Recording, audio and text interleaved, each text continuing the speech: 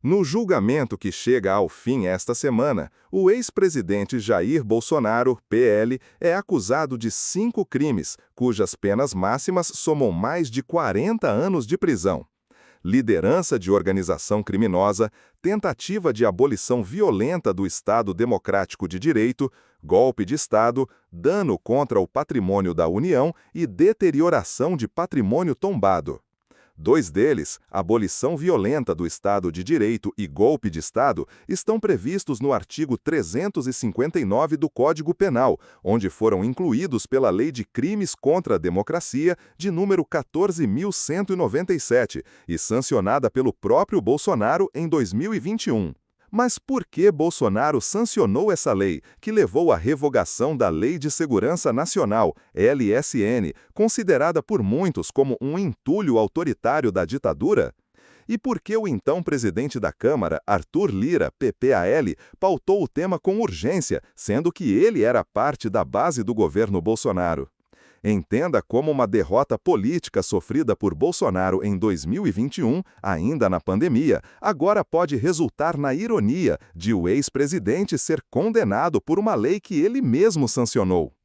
A explosão no uso da Lei de Segurança Nacional sob Bolsonaro. A lei que definiu os crimes contra o Estado Democrático de Direito foi aprovada em 2021 para substituir a Lei de Segurança Nacional, de 1983.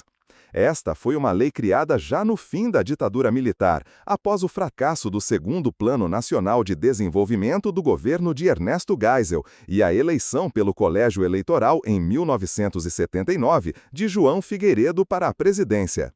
Os militares começaram a perceber então que teriam dificuldade de permanecer no poder, em meio à crise econômica e à crescente pressão social e política. Eles perceberam que, mais hora, menos hora, teriam de sair do poder. Uma coisa é você sair chutado, a outra coisa é você sair negociando.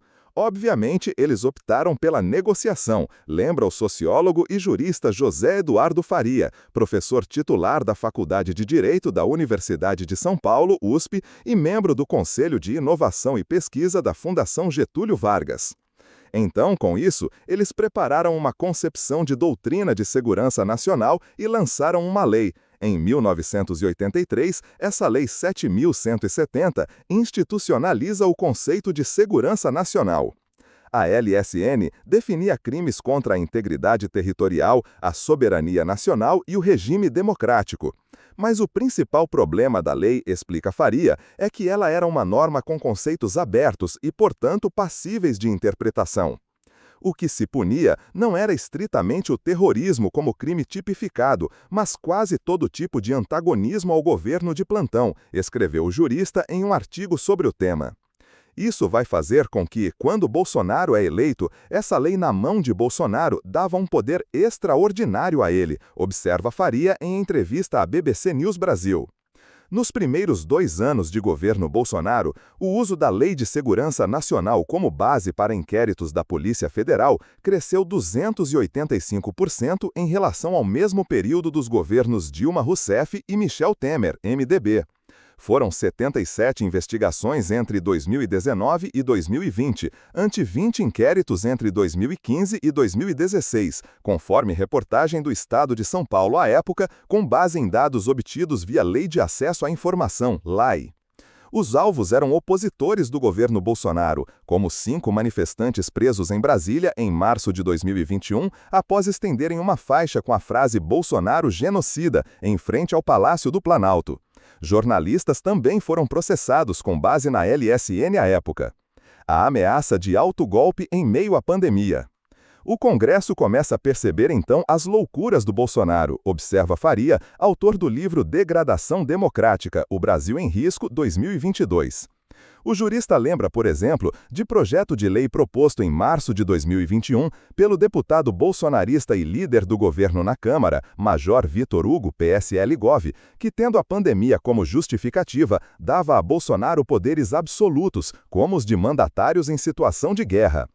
Pouco tempo depois, em 14 de abril daquele ano, Bolsonaro fez uma declaração que acendeu todos os alarmes dos demais poderes, ao sugerir o que foi interpretado à época a possibilidade de um autogolpe, quando um governante legitimamente eleito rompe as regras do sistema político para se manter no poder ou ampliar seus poderes.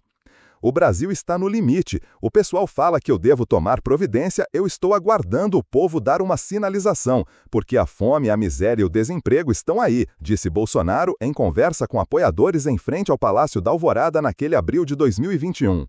Aí a Câmara e o Senado, que não eram totalmente bolsonaristas, começaram a perceber: chega, está demais, isso vai ser uma loucura, lembra o professor da Faculdade de Direito da USP. Era um momento que ainda não era essa Câmara tão dominada assim pela direita. Ainda havia margem de negociação, diz Raíssa Ortiz Cetra, co-diretora executiva da ONG Artigo 19, que participou dos debates para a aprovação da Lei de Defesa do Estado Democrático de Direito no Congresso, representando a sociedade civil.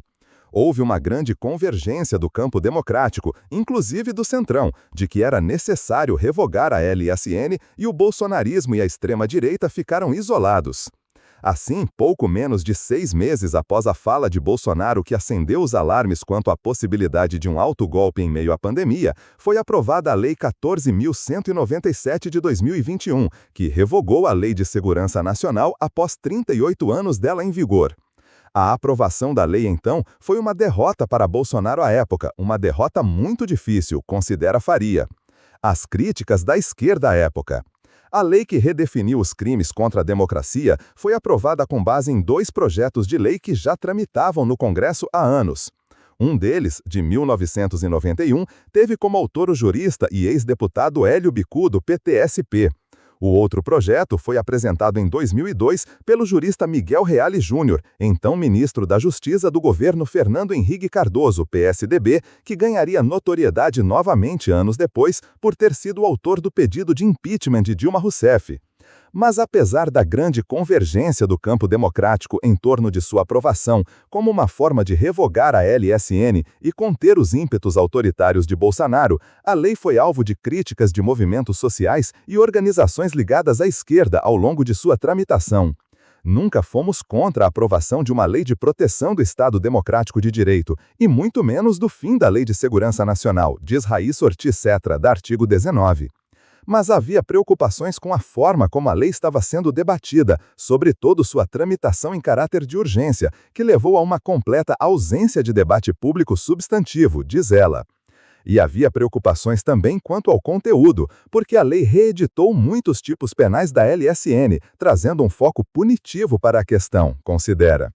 A lei, sancionada com vetos de Bolsonaro, acrescentava no Código Penal um novo título, tipificando crimes contra o Estado Democrático, incluindo crimes contra a soberania nacional, atentado à soberania nacional e espionagem, crimes contra as instituições democráticas, abolição violenta do Estado Democrático de Direito e golpe de Estado, crimes contra o processo eleitoral, interrupção do processo eleitoral e violência política, e crimes contra o funcionamento de serviços essenciais, sabotagem.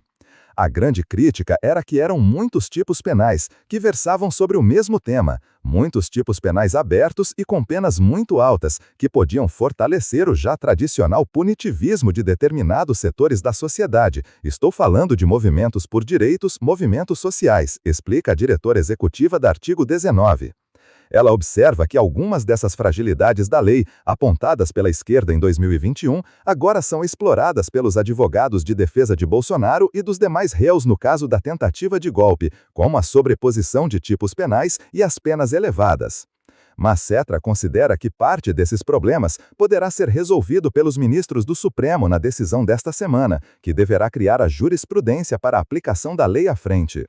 Miguel Reale Júnior, autor de um dos projetos que serviu de base para a lei, considera as críticas feitas pela esquerda à época exageradas e anacrônicas. Era um pouco de exagero imaginar que a lei tivesse como finalidade atingir movimentos sociais, um pouco de visão anacrônica, imaginando que se estaria aplicando essa lei com os olhos da ditadura, quando nós estamos em plena democracia, diz ele em entrevista à BBC News Brasil. Reale Júnior lembra ainda que a lei foi aprovada com um artigo que define claramente que não constitui crime a manifestação crítica aos poderes constitucionais, nem a atividade jornalística ou a reivindicação de direitos e garantias constitucionais por meio de passeadas, de reuniões, de greves, de aglomerações ou de qualquer outra forma de manifestação política com propósitos sociais. Ele também discorda da avaliação de que a lei teria um excesso de tipos penais, que se sobrepõem, são muito abertos e têm penas muito altas. Pelo contrário, o projeto que tinha sido encaminhado ao Congresso era bem mais longo, com vários tipos penais. Foram suprimidos muitos por pressão da esquerda, que via na criminalização de atitudes contra o Estado de Direito resquícios de perseguição política. Raíssa Ortiz Cetra avalia que, de fato, a lei melhorou bastante ao longo de sua tramitação, a partir das críticas da esquerda. Ainda assim, ela considera que o risco do uso da legislação contra movimentos sociais persiste. Em janeiro de 2024, por exemplo, lembra ela, o crime de tentativa de abolição do Estado Democrático de Direito foi citado nos autos de prisões que ocorreram em protestos contra o aumento da tarifa de ônibus em São Paulo. Os processos, no entanto, foram arquivados este ano. Bolsonaro dá sanção a alvo da lei. Para a diretora